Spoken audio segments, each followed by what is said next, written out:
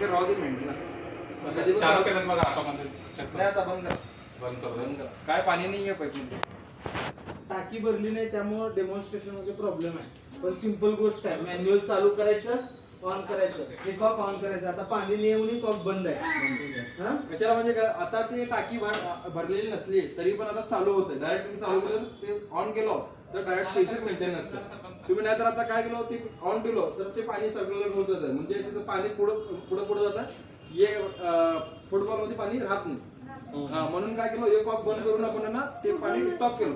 तिथं पाणी स्टॉप केलं म्हणजे लाईन मध्ये एवढं पाणी असतंय कंटिन्यू. म्हणजे प्रेशर मेंटेन राहिले ऑटोसाठी. उद्या त्याला उचलायचं म्हणलं की 5 मिनिटांमध्ये तुमचं सगळं उचललं जाते. आता आम्हाला काय सकाळी टाइम झाला तर टाइम होत नाही, वेळ लागत नाही. डायरेक्टली पाणी आलं, तुम्ही डायरेक्ट चालू केलं, ऑन केलं, चालू झालं पाणी. ते राहू दे नको राहू दे, काय प्रॉब्लेम. आता आम्ही मेंटेन करून दिलं. आता मेंटेन आहे का नाही तिथं काटा.